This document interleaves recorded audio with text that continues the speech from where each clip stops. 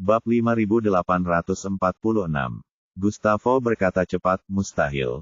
Uang ini sama sekali tidak ada artinya bagiku. Saya hanya perlu menelepon anak saya. Dan paling lambat besok, dia sudah bisa mengatur semua uangnya. Apakah itu tunai atau transfer? Joseph menoleh saat ini setelah melihat sekeliling. Dia melihat penjaga penjara tidak datang untuk campur tangan. Dan yang lainnya tidak berani melangkah maju. Dia tahu bahwa meskipun Spartan muncul malam ini, mustahil menyelamatkan Gustavo. Jadi, dia mengedipkan mata pada anak buahnya, dan sekelompok orang segera memindahkan anak buah Gustavo yang tidak bisa bergerak dan melemparkan mereka sejauh puluhan meter. Saat ini, Joseph tersenyum dan berkata kepada Gustavo, "Gustavo, berhentilah meronta. Sejujurnya, kamu harus mati hari ini." Gustavo bergidik dan berseru, "Joseph, jika kamu membunuhku, keluarga Rothschild tidak akan membiarkanmu pergi. Putraku dan seluruh keluarga Sanchez tidak akan membiarkanmu pergi." Joseph mendengus, melengkungkan bibirnya dan berkata, "Gustavo, sebelum kamu mati, aku akan menjelaskannya kepadamu. Orang yang menginginkan hidupmu bukanlah aku, tapi anakmu." "Ini tidak mungkin," Gustavo membalas tanpa ragu-ragu. "Anakku tidak akan pernah melakukan ini. Keluarga Sanchez tidak akan pernah menyakiti kerabat mereka." Joseph tersenyum dan berkata, "Putramu memintaku untuk memberitahumu sebelum kamu mati. Keluarga Sanchez adalah keluarga yang hebat dan tidak dapat dikekang oleh pemerintah atau keluarga manapun karena Anda. Tidak peduli apa, jika kamu masih hidup, keluarga Sanchez hanya bisa dikendalikan oleh mereka. Tapi jika kamu mati, keluarga Sanchez bisa mematahkan belenggu ini. Jadi sekaranglah waktunya bagimu untuk berkorban demi keluarga Sanchez." Saat dia berkata, Joseph bertanya kepadanya, "Apakah menurut Anda putra mahkota suatu negara masih bersedia untuk tetap pada posisi putra mahkota? Dan menunggu dengan sepenuh hati hingga ayah kandungnya kembali saat ayah kandungnya diculik musuh? Bukankah itu pemikiran yang bodoh?" Gustavo langsung tercengang. Joseph mendekatinya dan terus bertanya, "Gustavo, menurutmu apakah anakmu bisa melakukannya?" Gustavo menunduk dan tidak berani berbicara. Melihat kesombongannya, Joseph mencibir, "Fesuk, bukankah kamu idiot?" Saat berbicara, Joseph secara khusus menekankan pengucapan kata, "kamu." Ketika Gustavo di seberang mendengar ini, dia sangat terkejut. Ini benar-benar memilukan. Benar-benar mematikan dan memilukan. Dia memandang Joseph dengan sangat ketakutan dan memohon, "Joseph, saya mohon. Demi sesama tahanan, beri aku cara untuk hidup. Bahkan jika Anda mengizinkan saya menelepon seseorang dari keluarga Rothschild, mereka pasti akan membantu saya mendapatkan kembali kendali atas keluarga Sanchez. Pada saat itu, aku bisa memberikan apapun yang kamu inginkan, dan aku bahkan bisa membiarkanmu keluar dari penjara ini." Joseph tersenyum dan berkata, "Bagaimana mungkin Gustavo? Alasan kenapa aku memberitahumu ini adalah karena kamu harus mati hari ini. Saya akan membakar perahunya dan tidak pernah memberi Anda kesempatan untuk menyihir atau menyuap saya. Jika aku tidak membunuhmu hari ini, besok anakmu akan membunuhku. Dan alasan saya juga memberitahu saya bahwa meskipun Anda dapat meninggalkan penjara Brooklyn dan meninggalkan Amerika Serikat, putramu pasti tidak akan membiarkanmu kembali hidup-hidup ke Meksiko, jadi kamu harus mati apapun yang terjadi." Saat ini, hati Gustavo dipenuhi dengan keputusasaan. Dia tahu bahwa jika Joseph bisa memberitahunya sebanyak itu, dia pasti tidak akan membiarkannya. Dia menghentikan kemundurannya. Dan setiap kata dari percakapan kedua orang itu terdengar di telinga Charlie. Lucas tidak memiliki pendengaran yang baik. Dia hanya bisa melihat tembok manusia 3 lantai di luar dan 3 lantai di sana. Dia tidak bisa menahan diri untuk berkata dengan terkejut, mengapa rasanya ada sesuatu yang tidak beres. Jika mereka hanya ingin memberi pelajaran pada Gustavo, itu seharusnya sudah selesai sekarang. Mungkinkah ada perubahan baru dalam masalah ini? Charlie kemudian berdiri dan berkata sambil tersenyum, "Daripada menebak-nebak di sini, kenapa tidak pergi ke sana dan melihat-lihat saja?" "Sialan," Lucas terkejut, dan segera menghentikan Charlie, berkata, "Saudaraku, jangan ikut bersenang-senang, kedua kelompok orang ini bukan orang baik." Kami tidak boleh menyinggung perasaan mereka. Charlie tersenyum dan berkata, saya di sini bukan untuk menyaksikan kegembiraannya. Saya di sini untuk menjadi pembawa damai. Anda duduk di sini sebentar dan saya akan kembali setelah selesai. Lukas begitu ketakutan saat melihat Charlie berbalik dan berjalan menuju kerumunan. Dia berteriak dengan suara rendah, saudaraku, itu tidak masalah. Mengapa kamu menjadi pembawa damai? Siapapun yang melangkah maju saat ini akan mendapat masalah. Kembali dengan cepat. Charlie tersenyum padanya, melambaikan tangannya, dan melangkah keluar. Saat ini, Gustavo yang berada di tengah kerumunan masih memohon. Joseph, jika kamu membunuhku hari ini, itu berarti kamu menaiki kapal bajak laut anakku. Pikirkanlah, bagaimana keluarga Rothschild bisa menyelamatkanmu. Saya sandera mereka. Dengan saya di sini, banyak kegiatan mereka di Meksiko dapat berjalan dengan lancar. Jika aku mati, mereka pasti akan menyalahkanmu.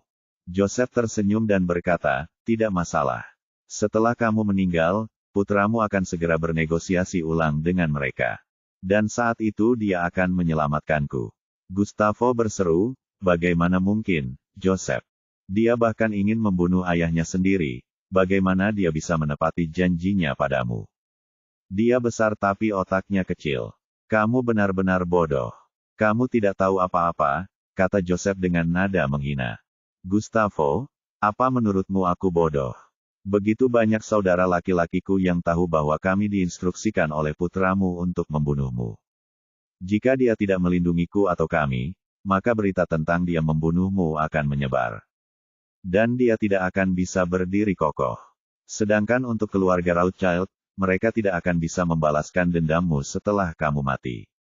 Karena tujuan keluarga mereka selama ratusan tahun adalah mengutamakan keuntungan.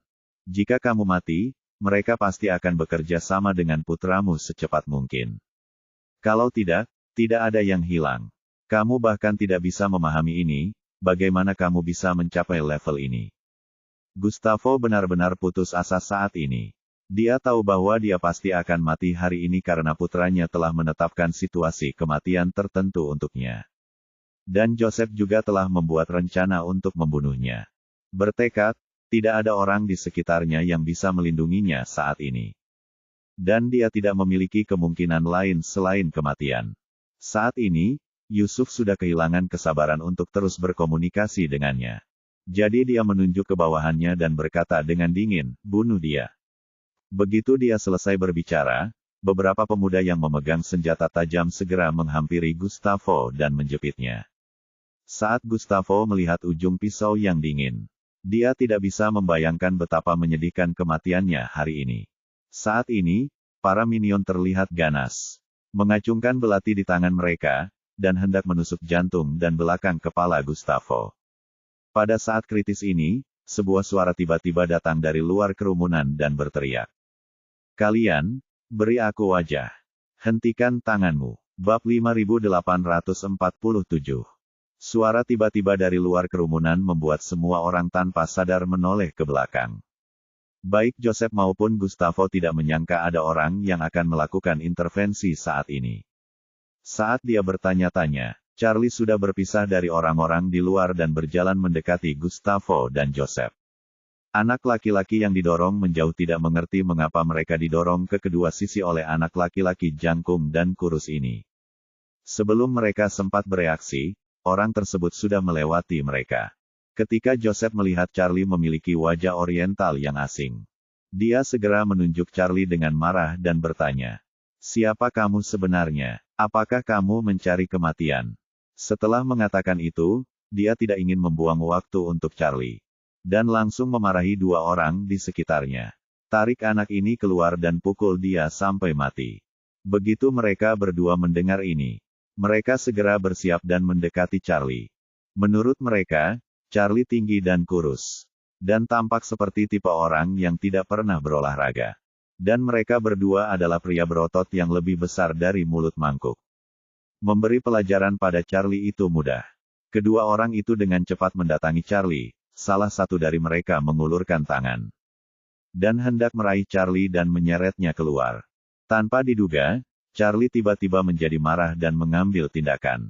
meraih lengan kedua orang yang terulur. Ekspresi keduanya terkejut. Tidak ada yang melihat bagaimana Charlie bergerak, tapi tangan mereka memang ditangkap oleh Charlie. Tepat ketika mereka berdua terkejut, Charlie tiba-tiba memutar tangannya ke dalam. Memutar lengan mereka secara instan dan mengubah bentuknya. Terdengar bunyi berderak seperti petasan. Keduanya langsung terbalik di tempat karena torsi besar di lengan mereka. Setelah memutar dan memutar setengah saat, kepala mereka langsung saling bertabrakan. Dan mereka langsung memar dan berdarah. Hal terburuk saat ini adalah lengan mereka telah hancur berkeping-keping. Saat mereka berdua duduk di tanah dan meratap, semua orang benar-benar ketakutan oleh Charlie. Mereka tidak bisa membayangkan bagaimana Charlie bisa dengan mudah melemparkan dua pria berotot dengan berat lebih dari 200 kg ke udara. Kekuatan semacam ini tidak dapat dicapai bahkan oleh orang kuat sekalipun. Yusuf juga tercengang. Dia tidak menyangka bahwa dua orang paling cakap di sekitarnya akan menjadi tidak berguna dalam sekejap. Dia telah menjadi anggota geng selama bertahun-tahun dan telah melihat segala macam cedera. Lengan kedua anteknya yang patah telah rusak. Itu terbalik lebih dari sekali. Dengan tingkat tragedi seperti ini, bahkan dengan pengobatan dan pemulihan yang habis-habisan, mereka tidak akan mampu memegang telepon seluler di masa depan. Ini pada dasarnya sama dengan kehilangan lengan. Kekuatan semacam ini sungguh sulit dipercaya. Joseph, yang sedikit gugup, tanpa sadar bertanya pada Charlie. Kamu siapa? Apa yang ingin kamu lakukan? Tidak peduli seberapa bagusnya kamu dalam bertarung, kamu mungkin tidak bisa mengalahkan 30 atau 50 dari kami, kan? Charlie tersenyum dan memandang Joseph dan berkata dengan serius. Kamu masih kecil dan melupakan banyak hal. Aku paman Ye-Chen-mu, apakah kamu sudah melupakanku? Joseph tidak menyangka Charlie akan menyebut dirinya anak kecil ketika dia membuka mulut. Melihat bahwa dia tidak lebih tua darinya, dia tiba-tiba menjadi marah dan berteriak pada minion di sekitarnya. Datang bersama, bunuh dia untukku. Meskipun para minion gugup, mereka punya senjata di tangan. Dan dengan jumlah orang yang banyak, mereka menganggap peluang mereka untuk menang tidak bagus. Jadi ekspresinya berubah dingin, dan dia berbalik untuk menyerang Charlie. Kali ini, Charlie membuat isyarat menghalangi dan berkata kepada Joseph dengan wajah serius. Apakah kamu lupa, nak? Ayahmu dan aku telah berteman selama bertahun-tahun. Dan kami selalu memanggilnya kakak. Karena ayahmu dan aku adalah saudara. Kalau begitu, bukankah kamu perlu memanggilku paman saja? Saat dia berbicara, energi spiritual Charlie diam-diam memasuki otak Joseph. Joseph tertegun sejenak, lalu memandang Charlie. Dan berkata dengan semangat, Fik. Paman Ye-Chen. Itu benar-benar kamu, Paman Ye-Chen. Dua teriakan Paman Ye-Chen ini mengejutkan semua orang di tempat itu. Semua orang mengira Charlie sedang mencari kematian karena dia tidak memiliki penglihatan. Dan dia bahkan membual bahwa dia adalah Paman Yusuf. Bukankah ini hanya karena dia bosan hidup? Namun tidak ada yang menyangka Yusuf akan mengakuinya. Saat ini, Joseph dengan bersemangat melangkah maju. Memegang tangan kanan Charlie dengan kedua tangan dan berkata dengan penuh semangat. Paman Ye-Chen, kenapa kamu ada di sini? Semua orang di sekitarnya ternganga, dan Gustavo juga tercengang. Tapi Charlie berkata dengan tenang, penjara ini tidak dijalankan oleh keluargamu. Jika kamu bisa datang, tidak bisakah aku datang? Kamu boleh melakukan kesalahan, tapi pamanmu tidak boleh melakukan kesalahan. Joseph saat ini berkata dengan penuh hormat, ya, Paman Ye-Chen, Anda benar. Charlie memutar matanya ke arahnya, lalu menunjuk ke arah Gustavo dan berkata, hari ini kamu memberikan wajah paman, orang ini kamu tidak boleh menyentuhnya. Joseph berkata tanpa ragu-ragu, oke. Sejak Paman Ye-Chen berbicara, saya pasti tidak akan menyentuhnya lagi. Setelah itu, dia menatap Gustavo dengan ekspresi serius di wajahnya dan berkata, Gustavo, kamu sangat beruntung hari ini. Jika Paman Ye-Chen tidak keluar untuk berbicara mewakilimu, aku akan meminta anak buahku untuk mengubahmu menjadi sarang lebah. Bab 5848. Gustavo tidak mengerti apa yang sedang terjadi, tapi setelah mendengar perkataan Joseph, dia tidak bisa menahan perasaan bencana di hatinya. Dia merasa bersyukur, Dan ketika dia memikirkan tentang bagaimana dia hampir secara diam-diam dirampok nyawanya oleh putranya, air mata keluar dari matanya tak terkendali. Charlie datang ke Gustavo saat ini, menamparkan bagian belakang kepalanya, dan berkata dengan dingin, "Kenapa kamu menangis?" Gustavo tidak menyangka Charlie akan benar-benar mengangkat tangannya. Memukulnya, reaksi pertama di hatinya adalah menjadi marah. Tetapi ketika dia mengira pria di depannya membantunya menghentikan Joseph, dia hanya bisa menahan amarahnya dan berpura-pura bersyukur. "Tuan, terima kasih telah menyelamatkan saya pasti akan membalasnya." "Bayar aku," Charlie berkata dengan nada menghina, "lihat seperti apa dirimu sekarang. Apa yang bisa kamu lakukan untuk membalas budiku? Meskipun keponakanku untuk sementara akan mengampuni nyawamu. Tapi menurutmu apa lagi yang bisa kamu dapatkan sekarang? Apakah kamu memerlukan sesuatu untuk disingkirkan? Seluruh keluarga Anda sekarang dikelola oleh putra Anda. Tapi anakmu ini menginginkan nyawamu. Pernahkah kamu berpikir jika keponakanku tidak membunuhmu hari ini? Akankah putramu menemukan orang lain yang datang besok untuk membunuhmu?" Gustavo terdiam sesaat. Pada saat inilah dia akhirnya menemukan satu hal. Karena putranya bermaksud membunuhnya dan mengambil kendali penuh atas seluruh kelompok kriminal. Maka semua yang dia lakukan di penjara Brooklyn sebelumnya hanyalah kemakmuran palsu. Pada saat itu, dia takut dukungannya di penjara ini akan semakin berkurang. Terlebih lagi, orang mengatakan bahwa tidak ada jalan untuk kembali. Karena putranya meminta Yusuf untuk menyerangnya hari ini. Selama dia belum mati, dia tidak akan pernah menyerah pada ide ini. Dan pasti akan terus memikirkan cara untuk membunuhnya. Yang lebih membuat frustrasi adalah dia tidak bisa pergi ke keluarga Rothschild untuk meminta bantuan. Keluarga Rothschild memberinya keistimewaan karena mereka tidak tahu bahwa dia telah ditinggalkan oleh putranya dan menganggap mereka masih berharga.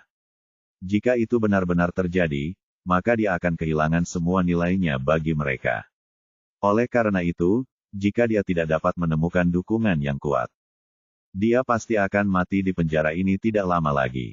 Saat ini, Charlie adalah penyelamat hidupnya. Jadi, dia segera memohon pada Charlie, "Tuan, tolong tunjukkan saya jalan yang jelas. Selama saya bisa selamat dari bencana di depan saya bersedia membayar $100 juta sebagai hadiah." Charlie berkata dengan nada menghina, "Ayo. Fakta bahwa kamu bisa menyelamatkan hidupmu sekarang adalah berkat aku. Untuk makan selanjutnya, apalagi minum anggur merah dan makan steak. Masih belum diketahui apakah kamu akan bertahan sampai saat itu. Bahkan sekarang, kamu masih bermimpi untuk mendapatkan kembali keluarga Sanchez. Jangan lupa, kamu dijatuhi hukuman penjara seumur hidup dan kamu tidak akan pernah bisa keluar seumur hidup ini." Gustavo bertanya tanpa daya, "Lalu, apa yang harus saya lakukan sekarang?" Charlie berkata dengan tenang, "Ikuti aku. Aku akan melindungimu mulai sekarang. Pergilah dan beritahu penjaga penjara mulai hari ini.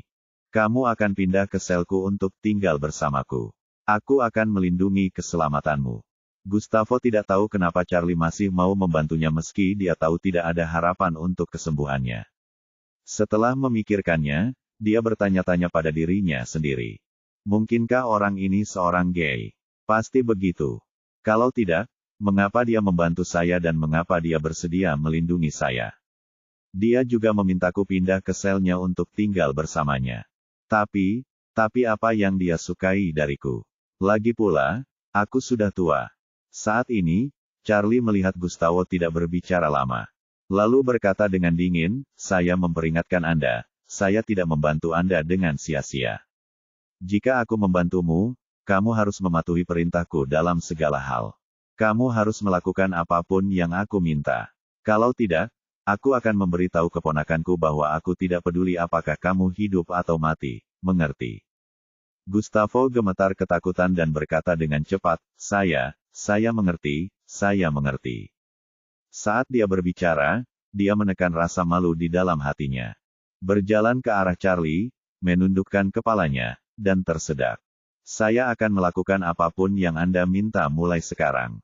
Aku hanya memintamu untuk melindungiku dan jangan biarkan aku dibunuh oleh orang lain." Charlie mengangguk puas, tapi sengaja berkata dengan wajah dingin, Apakah saya melindungi Anda atau tidak tergantung pada apakah Anda patuh atau tidak. Gustavo berkata cepat, saya patuh. Saya pasti akan patuh. Kemudian, dia berinisiatif merogoh saku celana Charlie. Charlie berpikir orang ini mempunyai sesuatu yang baik sehingga dia ingin menyuapnya. Tapi dia tidak menyangka kalau dia benar-benar mengeluarkan saku celananya.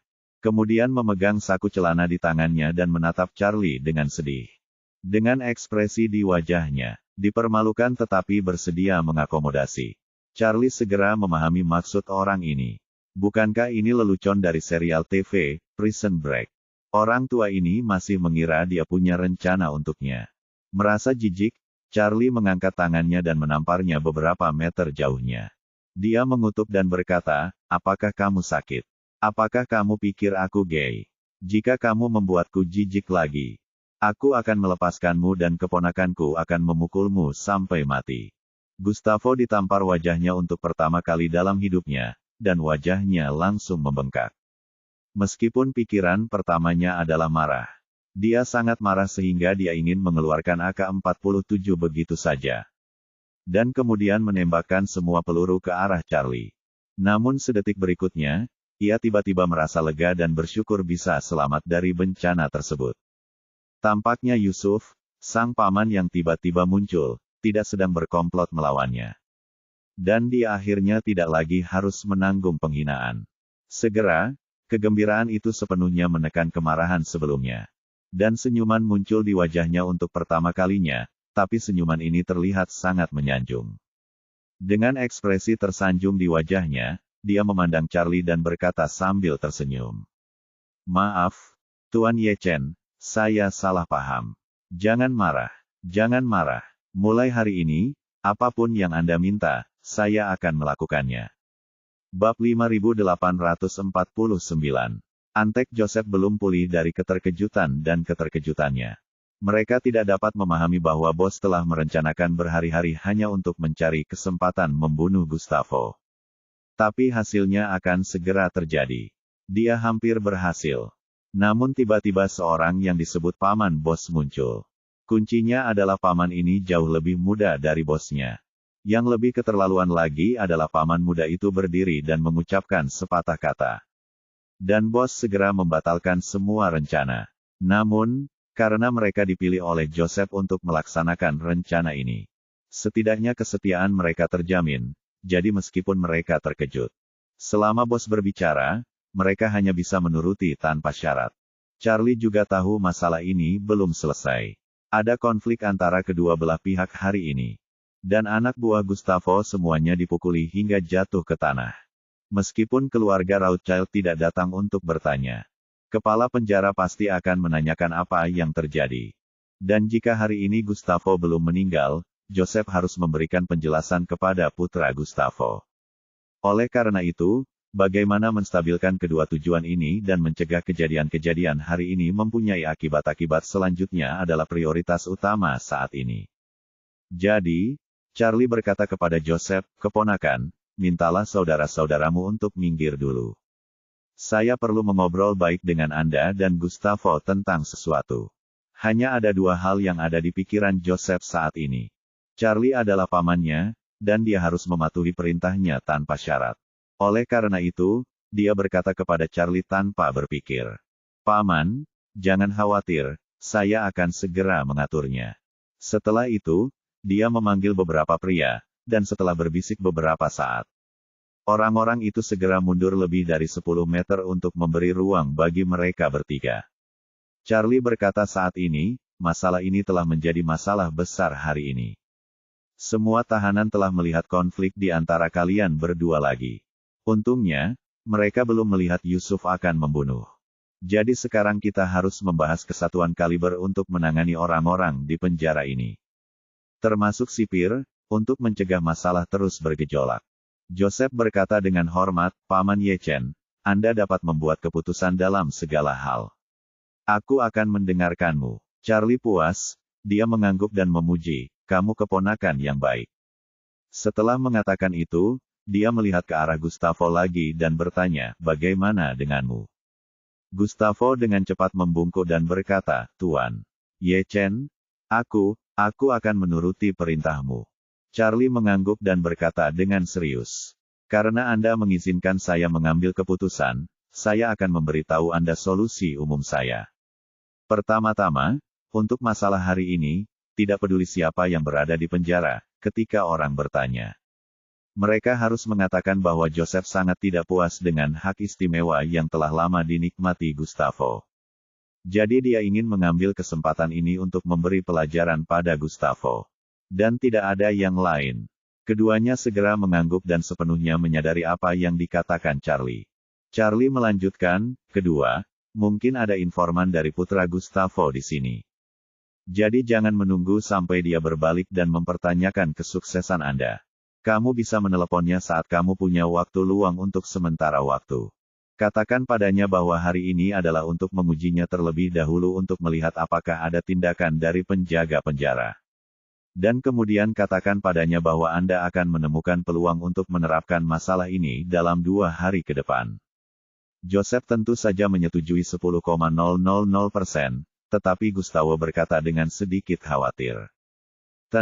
Ye Chen, apa yang harus saya lakukan jika anak saya terus mendesak Joseph untuk mengambil tindakan? Kita tidak bisa menunda-nunda lagi, kalau tidak dia pasti akan curiga. Saat dia curiga, dia akan mencari orang lain untuk masuk dan menyerangku. Charlie mengangguk, inilah yang ingin saya bicarakan selanjutnya dengan Anda.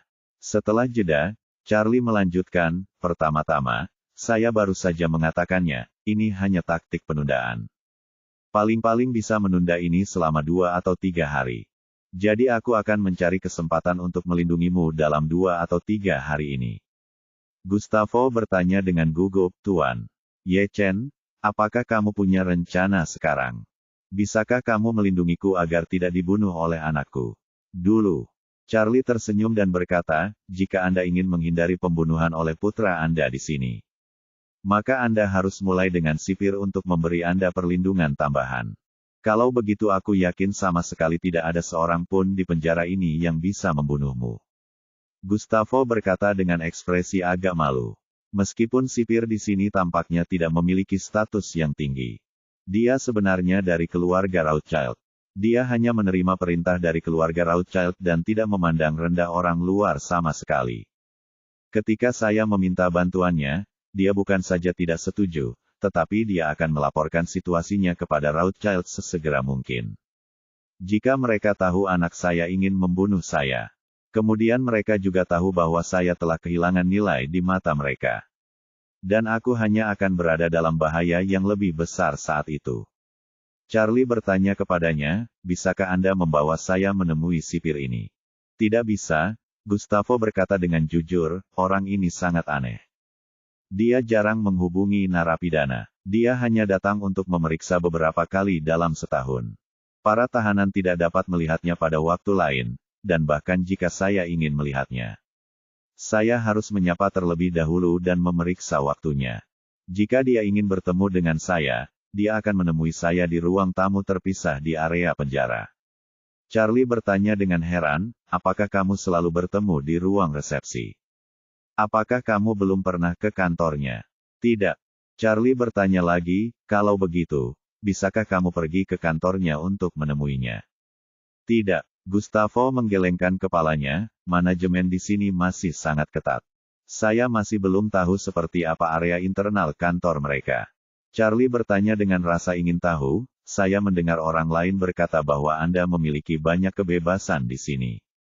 Dan kamu bahkan bisa menyelinap keluar untuk bermalam. Anda memiliki tingkat kebebasan yang tinggi. Apakah kamu belum pernah ke area internal kantor mereka? Bab 5850. Gustavo berkata, meskipun kadang-kadang saya bisa meninggalkan area penjara dengan tenang untuk bersantai. Dia juga membuat ketentuan dengan saya bahwa setiap kali saya keluar, saya harus berbohong terlebih dahulu tentang sakit. Dan kemudian dokter akan mengeluarkan saya surat keterangan interniran untuk observasi. Setelah lampu padam di malam hari, orang-orang saya akan mengirimkan pengganti sementara saya. Dan dia akan bermalam di rumah sakit, bukan aku. Sementara saya akan ditahan oleh penjaga penjara. Penjaga penjara yang diatur oleh direktur keluar dengan menggunakan masker, dan mereka sangat berhati-hati setiap saat. Charlie mendecakkan bibirnya dan terus bertanya kepadanya. Bisakah kamu memperkenalkanku pada sipir ini? Siapa namanya, latar belakangnya, dan berapa umurnya? Usia, hobi, Del. Gustavo mengangguk dan berkata, sipir di sini bernama Bruce Weinstein, dan dia berumur 43 tahun. Charlie mengerutkan kening, Weinstein. Tampaknya nama keluarga ini tidak terlalu umum. Gustavo berkata, ini memang tidak terlalu umum. Bruce Weinstein tidak terlalu terkenal. Tetapi Anda seharusnya pernah mendengar tentang salah satu paman jauhnya di Hollywood. Penjahat terkenal itu. Charlie tiba-tiba menyadari, oh, saya tahu, penjahat Hollywoodlah yang melanggar ratusan bintang. Ya, Gustavo mengangguk, Bruce mirip dengan paman jauhnya. Mereka semua tertarik bermain dengan tubuh.